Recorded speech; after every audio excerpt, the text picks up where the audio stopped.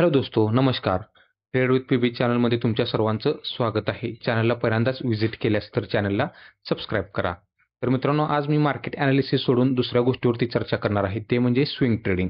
तर स्विंग ट्रेडिंगमध्ये कोण लोकं करतात स्विंग ट्रेडिंग? किंवा जे लोकं जॉबला आहेत, की ज्यांच्याकडे जास्त कॅपिटल आहे, मोठं कॅपिटल, किंवा जे बिझनेसमॅन करतात, की तेव्हा त्यांना इंट्राडे वगैरे त्यांनी इंट्राडेमध्ये वगैरे ते काम करू शकत नाहीत. तर अशी लोकं स्विंग ट्रेडिंगमध्ये काम करतात. तर स्विंग ट्रेडिंगमध्ये करताना काही गोष्टी आहेत त्या आपण लक्षात ठेवल्या पाहिजे. बघा, स्विंग ट्रेडिंगमध्ये काही रूल्स असले पाहिजेत. ते आपण काय फॉलो केलं पाहिजे. कारण का swing trading is quite and more difficult than intraday trading. मी असं का म्हणतोय की बाबा why it is so difficult?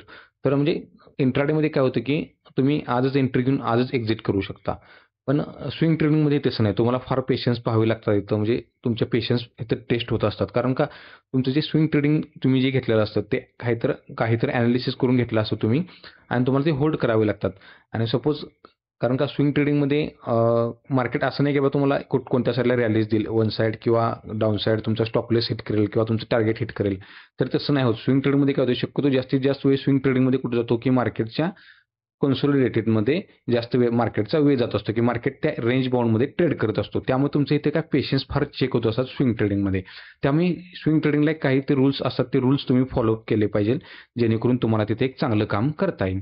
तर एक सर्वात महत्त्वाचा पॉईंट आपण तिथे पाहूया की बाबा स्विंग ट्रेडिंगमध्ये जेव्हा तुम्ही काम करता, म्हणजे तुम्ही काय करता, एखादा स्टॉक्स जो आहे तो तुम्ही काय करता की स्टॉक्समध्ये डिलिव्हरी घेऊन जाता. कारण का तुम्हाला एक स्टॉकमध्ये येणाऱ्या काही वीकमध्ये तुम्हाला एक चांगली रिकव्हरी किंवा चांगला मूव्ह तुम्हाला त्या स्टॉकमध्ये दिसू शकतो. म्हणून तुम्ही काय करता की स्टॉक्समध्ये तुम्ही काय करता, एंट्री घेता. तर त्याचं होल्डिंग माझ्या मते जास्तीत जास्त तुमची एंट्री असून दे, एंट्री झाल्यापासून 1 वीक टू 12 वीकमध्ये तुमचं काय असेल ते टार्गेट वगैरे हासिल झालं पाहिजे. कारण का मी कधी पण काम करताना मोठ्या टाईम फ्रेमवरती काम करावं सांगतो. कारण का तुम्ही जे जे स्विंग ट्रेडर्स आहेत ते जास्तीत जास्त आवरली टाईम फ्रेमवरती काम करत असतात. पण तसं न करता, कारण का आवरली टाईम फ्रेमवरती काम का करणे टाळायचे असते. जर आवरली टाईम फ्रेमवरती जर तुम्हाला काम करायचं असेल, तर तुम्ही इंट्राडेमध्येच तुम्ही काम करू शकता. पण ॲज अ स्विंग ट्रेडर ज्या लोकांकडे थोडा टाईम कमी आहे किंवा ज्यांचं कॅपिटल मोठं आहे आणि ते ट्रेडिंगमध्ये ते एक ॲज अ करिअर म्हणून ऑप्शन्स पाहत असतात, तर त्यांनी काय करायचं आहे की 1 वीक टू 12 वीक हा त्यांचा मोठा पहिला प्रेफरन्स असला पाहिजे की 1 वीक टू 12 वीकमध्ये त्यांचं स्विंग ट्रेडिंग ही फार झाली पाहिजे. याचंच कारण काय म्हणजे की 1 वीक ते 12 वीकमध्ये तुमचं काय असेल ते स्टॉप लॉस किंवा टार्गेट हिट झालं पाहिजे. जर मार्केट समजा त्याच ह्याच्यात कन्सोलिडेटेड जर राहिलं, तर तुम्ही त्यातून एक्झिट करून न्यू अपॉर्च्युनिटी तुम्ही फाइंड आउट केली पाहिजे. तर काही रूल्स आहेत ते आपण रूल्स आता पाहूयात, कसं तुम्ही फॉलो करू शकता स्विंग ट्रेडिंगला. पहिलं जे आहे तर माझ्या मते जे आहे तुम्ही जे आहे तर पहिला तुम्ही हे विकली टाईम फ्रेमवरती तुम्ही काम केलं पाहिजे. कारण का जे काही ते व्हॉल्यूम्स वगैरे तयार होतात, ॲज अ ग्रेटर व्हॉल्यूम वगैरे तयार होतात. As compare to the daily time frame, weekly time फ्रेमवरती तुम्हाला हे सहज समजू शकते की बाबा की व्हॉल्यूमचं जास्त कुठे वर्क होत आहे. म्हणजे कोणत्या स्टॉक्समध्ये तुम्हाला विकलीला कोणत्या स्टॉक्समध्ये चांगले व्हॅल्यूम्स क्रिएट होत आहेत, हे तुम्हाला विकली टाईम फ्रेमवरती जास्त समजते. कारण का डेली टाईम फ्रेमवरती एखाद्या न्यूजमध्ये तिथे वर्कआउट होऊ शकतं. पण जर तुम्ही विकली टाईम फ्रेमवरती जर काम केलं असेल, तर तुम्हाला ते व्हॅल्यूम्सवरती तुम्हाला चांगलं काम करता येतं आणि तुम्हाला विथ ब्रेकआउट तुम्हाला व्हॅल्यूमवरती तुम्हाला चांगलं काम करता येतं. त्यानंतर समजा ज्यावेळी एंट्री आणि एक्झिट ज्यावेळी घेता तुम्ही विकली टाईम फ्रेमवरती, तर तुमचं एंट्री आणि स्टॉप लॉस हा जो आहे तुम्हाला तो नेहमी 1 डे टाईम फ्रेमवरती असला पाहिजे. कारण का विकली टाईम फ्रेमवरती तुम्हाला स्टॉप लॉस फार मोठे मिळतात. जवळपास 20% 15%च्या आसपास तुम्हाला स्टॉप लॉस मिळू शकतात. जर तसं होत नसेल, तर तुम्ही विकली टाईम फ्रेमवरती पण तुम्ही तसं विकलीवरती पण तुम्ही तसं काम करू शकता, जर तुम्हाला स्टॉप लॉस वगैरे व्यवस्थित मिळत असेल. जर नसेल, तर तुम्हाला डेली टाईम फ्रेमवरती पण तुम्ही ते एंट्री आणि स्टॉप लॉस करू शकता. त्यानंतर जो आहे तुम्ही एखादा स्टॉक समजा तुमच्या रडारवरती आलेला आहे. मी तुम्हाला ते स्क्रीन पण आहे. स्क्रीनर मी जेव्हा काम करतो तेव्हा स्क्रीनर थ्रू मी स्टॉक्स म्हणजे फाइंड आउट करत असतो. म्हणजे जे मला ऑटोमॅटिक ते स्टॉक्स आपल्या रडारवरती येतात. जेव्हा तुम्ही एखादा स्टॉक्स असं तुम्ही काम करत असता, की तुम्हाला एंट्री घ्यायची आहे, तर त्याचं मार्केट कॅप हे नेहमी मोठं असलं पाहिजे, की बाबा इथं काय म्हणतो मी ग्रेटर दॅन 1000 CR. जेव्हा तुम्ही एखादं काम करताय, की बाबा एखाद्या स्टॉक्समध्ये एंट्री घेताय, तर ते स्टॉक्स हा नेहमी त्याचं मार्केट कॅप आहे किंवा मार्केट व्हॅल्यू जी आहे ती नेहमी 1 CRच्या वरती असलं पाहिजे. याचं कारण का सांगतो, की जे तुम्ही 1000च्या आत तुम्ही जिथं काम करत असता, तर तिथं काय होत असतं, की सिम्पली ते मॅनिप्युलेट करू शकतात.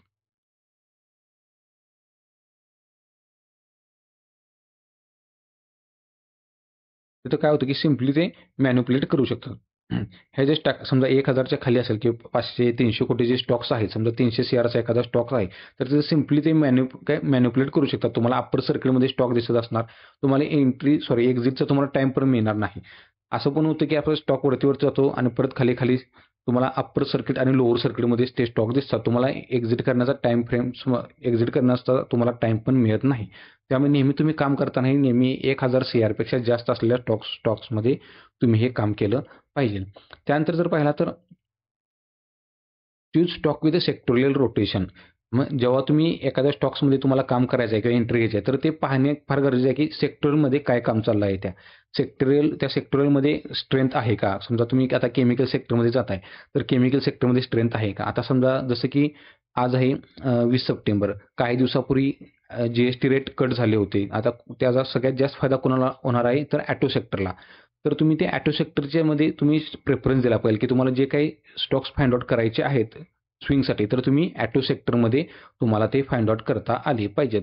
याचं कारण का? तिथे इन्फ्लो होत असतो व्हॅल्यूचा किंवा त्याच्यावर जे मनी आहे त्याचा इन्फ्लो होत असतो. जे कोण मोठे लोक आहेत, तर ते असे स्टॉक्स फाइंड आउट करून तिथे पैसा लावत असतात. जे की तुम्ही हे पण म्हणू शकता की म्युच्युअल फंड्स वगैरे आहेत, तर त्यांचा पैसा जे डी-आयज वगैरे आहेत, तर त्यांचा पैसा असाच ते सेक्टोरियलमध्ये फाइंड आउट करून इन्व्हेस्ट करत असतात. तर ते नेहमी कारण काय तुम्हाला एक वेळ जात नाही तुमचा कमी टाईम फ्रेममध्ये तुमचं टार्गेट सुद्धा अचीव्ह होऊ शकतं. विदिन अ वीक, 2 वीकमध्ये सुद्धा तुमचं टार्गेट अचीव्ह होऊ शकतं. त्यामुळे तुम्हाला नेहमी सेक्टोरियल हे प्रेफरन्स दिलं पाहिजे की बाबा सेक्टोरियल असला पाहिजे जो तुम्ही स्टॉक फाइंड आउट करताय. असं नाही की बाबा ते केमिकल सेक्टरमध्ये ड्रॉडाऊन झालाय, आय-टी सेक्टरमध्ये सध्या ड्रॉडाऊन झालाय आणि तुम्ही ते आय-टी सेक्टरच्या ब्रेकआउटला तुम्ही ट्रेड घेताय. तर तसं करायचं नाही. आता समजा तुम्हाला वाटलं ऑटो सेक्टरला समजा ब्रेकआउट मिळत आहे आणि ऑटो स्टॉक्समध्ये तुम्हाला ब्रेकआउट मिळत आहे आणि तोच सेक्टर सध्या चर्चेत आहे आणि चांगला इन्फ्लो होत आहे तिथे. तर तुम्ही त्या ऑटो सेक्टरमध्ये तुम्हाला तिथं ट्रेड घ्यायचा आहे. त्यानंतर तुम्ही पाहू शकता हा सर्वात महत्त्वाचा पॉईंट आहे जो तुम्ही सर्वांनी लक्षात ठेवला पाहिजे की बाबा avoid entry when big news or event coming. समजा आता एखादा कोणता बिग न्यूज किंवा इव्हेंट येत आहे, जसं की सपोज आता म्हणू शकतो तुम्ही आता सध्या तर कोणता बिग इव्हेंट नाही आहे, पण आत्ताच्या मार्केटमध्ये जर आपण म्हणत असू की बिग इव्हेंट कोणता की बाबा जसं की यूएसमध्ये फेड मीटिंग असते, त्यानंतर रेट कटची मीटिंग असते, इंडियामध्ये इन्फ्लेशन डाटा वगैरे येणार असतो किंवा एक जीएसटीचा जीडीपी डाटा वगैरे येणार असतो. तर अशा वेळी काय केलं पाहिजे की आपण एंट्री ह्या टाळल्या पाहिजेत. याचं कारण का? समजा एखादी निगेटिव्ह न्यूज जर आली, तर याचा इम्पॅक्ट मार्केटवरती हा फार होत असतो. कारण काय इकॉनॉमिक्स न्यूज आहेत ह्या आणि ह्या इकॉनॉमिक्स न्यूजचा हा इम्पॅक्ट हा मार्केटवरती फार होत असतो. त्यामुळे अशा वेळी आपण एंट्री टाळल्या पाहिजेत आणि थोडंफार आपण मार्केटचं ॲनालिसिस केलं पाहिजे. आता आपण थोडंफार चार्ट्स पाहूया. मी काही चार्ट्स स्टॉक्स जे आहेत ते फाइंड आउट केलेले आहेत. तर त्यावरती आपण थोडंफार विश्लेषण करूया आणि तुम्हाला हे पण शिकवून की बाबा कसं एंट्री एक्झिट करता येतात. आता हे जे स्टॉक्स मी तुम्हाला दाखवत आहे, ह्यात मी तुम्हाला कोणतेही बाय किंवा सेलचं रिकमेंडेशन देत नाही. As a purely study purpose हे मी तुम्हाला सांगत आहे. आता हा स्टॉक्स आहे अनंतराज लिमिटेड जो आहे. हा जो स्टॉक आहे जो इन्फ्रास्ट्रक्चर आणि आता हालाकी ह्याच्यामध्ये पण काम करतोय डाटा स्टोरेजमध्ये किंवा डाटा सेंटरमध्ये हा स्टॉक काम करत आहे. तर आपण जर पाहिलं तर आता तुम्हाला क्लिअरली पाहू शकता की तुम्ही ह्या स्टॉक्समध्ये मी ॲज अ एक स्विंग ट्रेडर मी इथं काय पाहताय की तुम्ही इथं पाहू शकता की स्टॉक्स लगातार इथून एक डाऊन झालता की बाबा एक कंपनीच्या थोडा मार्जिन्सवरती दबाव होता त्यानंतर इथे स्टॉक जो आहे, तो जो स्टॉकचा इथे तो दबाव घेऊन इथे एक ह्या लेव्हलला सस्टेन झाला होता आणि इथून एक चांगली रॅली दिली होती आणि इथून परत कन्सोलिडेटेड करत होता ह्याच लेव्हलला. ही लेव्हल तुम्ही पाहू शकता. ह्या लेव्हलला कन्सोलिडेटेड करत होता आणि त्यानंतरनं ह्या कॅन्डलने ही जी कॅन्डल आहे, ही जी कॅन्डल आहे, ह्या कॅन्डलने चांगलंच इथं ब्रेकआउट दिलेला आहे विथ व्हॉल्यूम. इथं पाहू शकता तुम्ही व्हॉल्यूम पण पाहू शकता आणि स्टॉकची ही जी प्राइस आहे, ही पण तुम्ही पाहू शकता की हा जो स्ट्रॉंग हॅडल होता स्टॉक्सला किंवा इथं पाहू शकतो तुम्ही तर आधी सगळ्यात पहिल्यांदा इथं सपोर्ट घेतलेला, इथून सपोर्ट वरती घेऊन गेलेला होता आणि इथून पण इझिली जो ब्रेकआउट झाला तो इथे एक ब्रेकआउट मिळाला होता. एक हॅमर कॅन्डल पण होतं. त्या हॅमर कॅन्डलला पण ब्रेकआउट मिळाला आणि त्यानंतर पुन्हा एकदा इथं मार्केटने इथं रेझिस्टन्स घेतलेला ह्या रेंजला. इथं काय होतं रेझिस्टन्स घेतला आणि त्याच रेझिस्टन्सला ब्रेक केला ह्या कॅन्डलने विथ अ ग्रेटर व्हॉल्यूम. ह्या जी व्हॉल्यूम आहे, ह्या व्हॉल्यूमनं आज तुम्ही जर पाहिला ॲज अ कंपेअर जर केला हा व्हॉल्यूम ॲज अ प्रिव्हियस व्हॉल्यूमशी, तर मेडनपेक्षा नाही म्हणजे गेल्या काही दिवसातला सर्वात जास्त व्हॉल्यूम तुम्हाला इथे क्रिएट झालेला पाहायला मिळतो. त्यामुळेच मी म्हणतो की तुम्ही जेव्हा पण नेहमी काम करता हे विकली टाईम फ्रेमवरती काम केलं पाहिजे, जेणेकरून तुम्हाला व्हॉल्यूमचा अंदाज आणि स्पष्ट आणि सरळ तुम्हाला लागतो. तर असेच आपण काही स्टॉक्स आहेत ते तुम्ही पाहू शकता की जे ब्रेकआउटच्या जवळ आहेत विथ ग्रेट व्हॉल्यूम किंवा ब्रेकआउट केलेले आहेत. त्यात पहिला जो स्टॉक आहे तो आपण पाहू शकता जेबीएम ऑटो आहे. जेबीएम ऑटो लिमिटेड तुम्ही पाहू शकता इथं पण तुम्ही चांगला व्हॉल्यूम क्रिएट झालेला आहे आणि स्टॉक्स जो आहे तो ह्या रेजिस्टन्सला सध्या ट्रेड करत आहे. आणि ही जी कॅन्डल आहे आणि सपोज आता हे कॅन्डल आता इन्व्हर्टेड हॅमर तुम्ही म्हणू शकता की जे हे तुम्ही इथं मला हे करून सांगा, कमेंट करून सांगा कोणता स्टार आहे हा. ही जी कॅन्डल झालेली आहे ही कोणता स्टार आहे, ह्या कॅन्डलला नाव आहे. एक ॲज अ परफेक्ट अशी कॅन्डल कधीच तयार होत नाही, पण आज तुम्ही प्रिडिक्शन म्हणजे तुम्ही ॲनालिसिस करू शकता कोणता स्टार आहे हा कॅन्डल जे क्रिएट झालेले आहे ते तुम्ही कमेंटमध्ये सांगा. हे जर तुम्ही इथं जर पाहिला जर समजा ह्या कॅन्डलला क्रिएट करून समजा एखादा इथं ब्रेकआउट जर मिळाला विथ ग्रेटर व्हॅल्यूम तर तुम्हाला एक नक्कीच येणाऱ्या काही दिवसात इथं पण तुम्हाला चांगली चाल ह्या स्टॉक्समध्ये पाहायला मिळू शकते. त्यानंतर पाहू शकता तुम्ही अनंतराज आपण पाहिलेला आहे. अनंतराज नंतरनं ओरिएंट टेक्नॉलॉजी लिमिटेड हा एक स्टॉक आहे जिथं तुम्ही पाहू शकता विथ ग्रेटर व्हॅल्यूम. इथं तुम्ही पाहू शकता ग्रेटर व्हॅल्यूम आणि स्टॉक्सने गेल्या 4 आठवड्याचा तुम्ही जे हायज होते त्याला ब्रेकआउट केलेला आहे. हालाकी स्टॉक्सला इथे पुढे रेजिस्टन्स आहे, पण हा एवढा कामाचा नाही कारण का खूप दिवस झाले या रेजिस्टन्सला. मी रेजिस्टन्सला प्रेफरन्स देत नाही कारण का तुम्हाला जे टाइम फ्रेमवरती जे तुम्ही काम करताय तिथे तुम्हाला अचिव्हमेंट जे टार्गेट आहे तुमचं ते सहज इथे अचीव्ह होण्याची शक्यता असते. त्यामुळे विथ तुम्हाला ग्रेटर जर व्हॅल्यूम इथं चांगला मिळाला असेल इथं ॲज अ व्हॅल्यूम इथं जर तुम्ही पाहू शकता इथं कोणता असा व्हॅल्यूम क्रिएट झालेला आहे का की ह्या कॅन्डलला हॅडल करेल, तर नाही. समजा हाच व्हॅल्यूम समजा इथं कुठेतरी झाला असता तयार ह्या कॅन्डलला वगैरे तर नक्कीच इथं हे पूर्णपणे हॅडल होतं, पण तसं झालेलं नाही कारण तो पूर्णपणे व्हॉल्यूम तुम्हाला झोपलेला पाहायला मिळतोय आणि ह्या कॅन्डलने एक चांगला व्हॅल्यूम इथे क्रिएट केलेला आहे. त्यामुळे मी इथं असा हॅडल ह्या स्टॉकसाठी तर काय सध्या पाहत नाही. त्यानंतर तुम्ही पाहू शकता अल्केम लॅबोरेटरीज म्हणून स्टॉक आहेत, त्या स्टॉक्समध्ये पण तुम्ही पाहू शकता. आता हा स्टॉक्स मी तुम्हाला का सांगतो की बघ स्टॉक्स मी थोडंफार इग्नोर करायचं आहे याचं कारण का फार्मा सेक्टरवर सुद्धा थोडाफार दबाव आहे जे US टॅरिफकडून जो लागलेला आहे, पण तरी पण ॲज अ स्टडी म्हणून इथं तुम्हाला मी सांगत आहे. पाहू शकता इथं तुम्ही चांगला ब्रेकआउट दिलेला आहे. इथं डबल बॉटम जर तुम्ही पाहिला तर स्टॉकने काय केलेलं आहे की इथं डबल बॉटम तयार केलेला आहे. हा जो तुम्हाला दिसतो इथं हा एक डबल बॉटम तुम्ही म्हणू शकता की आणि इथून जे स्टॉक्सने जे आहे ही कॅन्डल जी आहे ही कॅन्डल एक चांगलाच म्हणजे गेन दिली होती ह्या कॅन्डलला आणि त्याच कॅन्डलला हा जो व्हॅल्यूम आहे ह्या व्हॅल्यूमच्या वरतीच ह्या कॅन्डलने एक चांगली क्लोजिंग दिलेली आहे. त्यामुळे हा एक स्टॉक माझ्या रडारवरती आहे. त्यानंतर पाहू शकतो तुम्ही कोचिन शिपयार्ड. कोचिन शिपयार्ड तुम्ही पाहू शकता एक चांगला स्टॉक्सवरती आहे जे सर्व तुम्ही पाहू शकता मागच्या आठवड्यात माझगाव डॉक असाच आणि HCL असे हे जे स्टॉक आहेत तर हे रडारवरती आले होते माझ्या. तर ह्या वीकमध्ये कोचिन शिपयार्ड हा माझा स्टॉक हा रडारवरती आलेला आहे. तर इथं तर तुम्ही काय अनालिसिस करू शकता की लगातार कंटिन्यूस रॅलीच्या तिथे ह्या रॅलीनंतरनं चांगलाच कंटिन्यूस कंपनीमध्ये एक प्रॉफिट बुकिंग झालं होतं आणि ह्या प्रॉफिट बुकिंग नंतर इथे स्ट्रॉंग बेस तयार झाला होता. हा जो बेस तयार झाला आहे हा बेस तयार झालेला आहे आणि ही जी कॅन्डल आहे तर ह्या कॅन्डलनं काय केलं आहे की एक चांगलाच इथे ब्रेकआउट दिलेला आहे विथ ग्रेटर व्हॅल्यूम. हा जो इथं पाहू शकतो इथे हा जो व्हॅल्यूम तयार झालेला आहे ॲव्हरेज व्हॅल्यूम ह्या ॲव्हरेज व्हॅल्यूमच्या वरती ह्या कॅन्डलने एक चांगला व्हॅल्यूम गेन इथं दिलेला आहे. हेच मी काय सांगतो की विकली टाईम फ्रेमवरती तुम्हाला इथं काम करणं फार सोपं जाते. आणि सपोज आता समजा आता इथं पण तुम्ही आता हे म्हणताय की बाबा स्टॉप लॉस एंट्री जर तुम्ही म्हणत असाल तर इथं पण म्हणजे तुम्ही पाहू शकता की जर तुम्ही डेली टाईम फ्रेमवरती जर केला तर तुम्हाला इथं एक स्टॉप लॉस रेजिस्टन्स तुम्हाला सहज इथं आढळून येतो. समजा आता येणारे नेक्स्ट कॅन्डल समजा इथं ह्याच्यावरती समजा क्लोजिंग झाली ह्याच्यावरती अशी तर इथं तुम्ही इथं खाली स्टॉप लॉस लावून तुम्ही वरती अपसाईड गेनला तुम्ही तुमचा ट्रेड प्रेफर करू शकता. तर ही त्यानंतर हा एक आपण पाहू स्टॉक CI ऑटोमॅटिव्ह एक आहे स्टॉक. त्यानंतर आपण IOB पाहूया इंडियन ओव्हरसीज बँक जी आहे तर तुम्ही पाहू शकता. तर हा स्टॉक शक्यतो आपण जर विकली टाईम फ्रेमवरती जर पाहिला तर इथं तुम्ही पाहू शकता क्लिअर एक इथं बॉटमिंग आउट तयार झालेला आहे मार्केटमध्ये आणि आता सध्या जर तुम्ही पाहिला तर आता शिफ्ट कुठं होत असते की सेक्टरल जर पाहिला तर गेल्या या आठवड्यात जवळपास POC बँकमध्ये चांगली तेजी झालेली आहे. जर सेक्टरल किंवा विकली जर तुम्ही गेन पाहिला तर त्यामध्ये POC बँक हा टॉप गेनर होता विकलीमध्ये. तर इथे तुम्ही शकता हा जो रेजिस्टन्स आहे ह्या रेजिस्टन्सच्या वरती जिथे क्लोजिंग दिलेलं आहे ह्या कॅन्डलने विथ ग्रेटर व्हॅल्यूम. इथं पण व्हॅल्यूम चांगला दिलेला आहे, पण इथं महत्त्वाचा पॉईंट काय ही जी कॅन्डल आहे ही थोडीफार हॅडल आहे कारण का इथे एक मोठा जो व्हॅल्यूम आहे हा व्हॅल्यूम तयार झाला होता आणि त्या व्हॅल्यूमच्या समजा ह्या व्हॅल्यूमच्या वरती समजा इथे येणाऱ्या कॅन्डलनं जर क्लोजिंग दिलं तर एक नक्कीच एक चांगल्या पोटेन्शियल किंवा चांगल्या अपसाईडसाठी येणाऱ्या 2-3 वीकमध्ये हा पण स्टॉक्स तयार असणार आहे. आता हे फक्त झालं मित्रांनो आपण हे स्टॉक्स सिलेक्शन केलं. आता समजा स्टॉक्स जर आपण हे फाइंड आउट केले.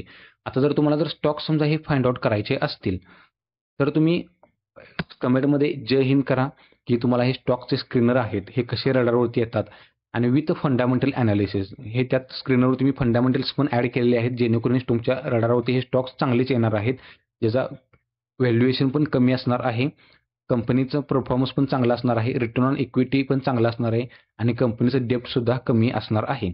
जर तुम्हाला हा जर स्क्रीनर जर पाहिजे असेल तर कमेंटमध्ये जय हिंद हे टाईप करा आणि तुम्हाला हे जे स्क्रीनर आहे तर तुम्हाला सर्वांसाठी मी अवेलेबल करणार आहे. तर पुढे पाहूया आपण हे समजा तुम्ही आता स्टॉक्स जर फाइंड आउट केले तर तुम्हाला ते त्याचे कंपनीचे फंडामेंटल्स सुद्धा पाहता आले पाहिजे. तर एक सिम्पली तुम्हाला एक फंडामेंटल्स जे आहे मी ते तुम्हाला सांगणार आहे, की तुम्ही एका क्लिकवरती हे कंपनीचं फंडामेंटल्स तुम्ही फाइंड आउट करू शकता.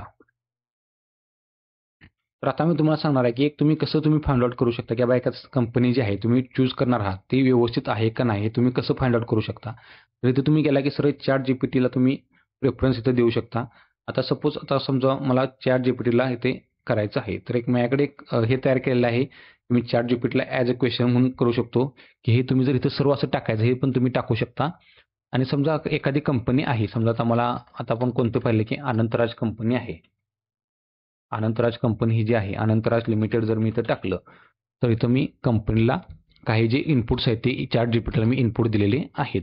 आता कंपनी ते ॲनालायझ करत आहेत, की बाबा सर्व ट्रस्टेड सोर्सपासून ही कंपनी ते ॲनालाइज करत आहे, की जेणेकरून मला हा रिझल्ट देणार आहे, की बाबा कंपनी ही कशी आहे. स्विंग ट्रेड फार महत्त्वाचे आहे, की फंडामेंटल चांगले असणे आवश्यकता आहे. कारण का समजा एखाद्या कंपनीमध्ये समजा एखादी जर बॅड न्यूज आली, तर बॅड न्यूजमध्ये कंपनी सस्टेन झाली पाहिजे, की जसं की बाबा एखादी नोटीस येते वगैरे किंवा रेड पडलेले असते, कंपनीवरती रेड होते. आता हालाकी GSTचा छापेमार सर्व ठिकाणी चालू आहे. मला वाटते मागच्याच आठवड्यात कोणत्या कंपनीवर पडलेली होती? नोटीस आली होती कोणत्यातरी कंपनीला, GST नोटीसला. हां, बहुतेक JK टायर्सला आलेली आहे. जवळपास 1,000 करोडची कंपनी 1,000 कोटीची त्यांना नोटीस आलेली आहे. पण अशावेळी समजा काय होतं, की बाबा कंपनी समजा फंडामेंटल स्ट्रॉंग असतील, तर कंपनी तिथं सस्टेन करू शकते. हा जो झटका आहे तो ॲब्झॉर्ब करू शकते.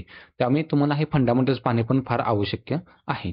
तर पाहूया आपण ChatGPTनं आपला जो इनपुट डाटा आहे, इथं जर पाहिला तर हा जर तुम्ही डाटा आहे, आनंतराज वॉक द टॉक हा जो आहे, तर हे मला सर्व सांगून जातं, की इथं कंपनीमध्ये काय स्ट्रेंथ आहे. हे काय जे कंपनीने जे प्रोमिसेस जे केलते हे फिलअप केलात का हे सांगते. आता ग्रीन जे आहे ते अचिव्हड म्हणते आणि येलो जे आहे ऑलमोस्ट मेट आणि रेड जे आहे ते मिस्ड म्हणतात. म्हणजे ज्याने जे प्रॉमिस केलं ते तिथं मिसमॅच झालेले आहेत आणि जे डबल आहे जे सांगते, की त्यांच्या एक्स्पेक्टेशन सुद्धा जास्त अचिव्ह त्यांनी केलेलं आहे हे सांगते. त्यामुळे हे मी थोडंफार झूम आउट करतोय. वेट.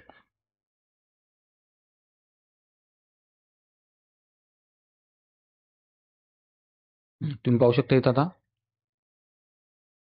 इथं इकडे सर्व दिसत नाही. पण 2020 पासून ते 2025 पर्यंतचा डाटा इथं माझ्यासमोर आलेला आहे. तर तुम्ही पाहू शकता इथं इथं जे प्रॉमिस केलं त्यांनी 2020ला तर ऑलमोस्ट त्यांनी मॅच केलेलं आहे. जे त्यांनी प्रॉमिस केलं होतं. जे त्यांचा EBITDA मार्जिन वगैरे असेल, जे त्यांचे कॉन्कॉसमध्ये ज्यांनी काही ती माहिती दिली होती. परत 2021ला पण त्यांनी ऑलमोस्ट अचीव्ह केलं होतं. 2022ला पण त्यांनी ऑलमोस्ट अचीव्ह केलं होतं आणि 2023ला त्यांनी पूर्णपणे त्यांचं प्रॉमिस जे आहे ते क्लिअर केलं होतं. हे तर पण तुम्ही 2024ला पण पाहू शकता. पण 2025ला तुम्ही तर पाहू शकता. आता सध्या कंपनी तुम्हाला चांगल्या व्हॅल्युएशनवरती मिळत आहे. याचं कारण का जर तुम्ही इथं चार्ट जर पाहिला अनंतराजचा, आपण तुम्हाला अनंतराजचा चार्ट दाखवतो मी. तर पाहू शकतो तुम्ही अनंतराज चार्ट हा सध्या 640ला ट्रेड करत आहे. ऑल टाईम हायपासून जवळपास तुम्ही इथं पाहू शकता ऑल टाईम हायपासून जवळपास स्टॉक्स 30% तुम्हाला डिस्काउंटवरती मिळत आहे आणि ह्या लेव्हलला कंपनी समजा तुम्हाला इथं समजा ओव्हर अचिव्हड समजा देत असेल तर एक फार चांगली गोष्ट आहे, की बाबा कंपनी एक चांगल्या पाथवरती आहे आणि हा स्टॉक्स जो आहे तो माझ्या रडारवरती आहे आणि एक ॲज अ स्विंग ट्रेडिंग आणि ॲज अ इन्व्हेस्टिंग सुद्धा पार्ट म्हणून सुद्धा स्टॉक सध्या एक चांगल्या लेवलला मला इथं पाहायला मिळत आहे. कारण का हे जे आहे ओव्हर अचिव्हड जे त्यांनी प्रेस कॉन्फरन्समध्ये किंवा त्यांच्या कॉन्कॉल्समध्ये किंवा ट्रान्स्क्रिप्टमध्ये जे त्यांनी विश्लेषण केलं होतं, त्यांनी जशास तसं त्यांनी एक त्याला ओव्हर अचिव्हड केलेलं आहे. नुसतंच अचिव्हड केलेलं नाही तर त्यांनी काय केलेलं आहे इथं ओव्हर अचिव्हड केलेलं आहे. तर मित्रांनो जर तुम्हाला असे जर स्टॉक जर फाइंड आउट करायचे असतील अशा लेवलला आणि हे जे हे आहे तुम्ही हा जो चार्ट आहे तर हा चार्ट तुम्ही ChatGPTला जे मी इनपुट दिलेलं आहे, जर इनपुट जर तुम्हाला पाहिजे असेल तर कमेंटमध्ये जय हिंद लिहा. तर तुम्हाला ही पूर्णपणे स्क्रीनर आणि तुम्हाला हे जो इनपुट डाटा आहे ChatGPTचा हे तुम्हाला मी सर्व देणार आहे. हे फार महत्त्वाचं आहे कारण का फक्त एका क्लिकवरती तुम्हाला कंपनीची पूर्णपणे हिस्ट्री तर पाहायला मिळते. कंपनीनं कसं त्यांचं काम केलेलं आहे पास्टमध्ये आणि पास्टमध्ये कसं काम केलेलं आहे हे तिथं तुम्हाला सर्व फक्त एका डॉटवरती समजते. रेड, ग्रीन आणि येलो ह्या 3 डॉटवरती तुम्हाला कंपनीचं हे मॅनेजमेंट आणि कंपनीचं जे प्रॉमिस आहेत हे तुम्हाला समजू शकते. तर मित्रांनो तुम्हाला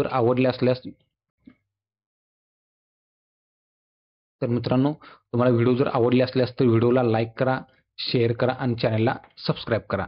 थँक यू. जय हिंद.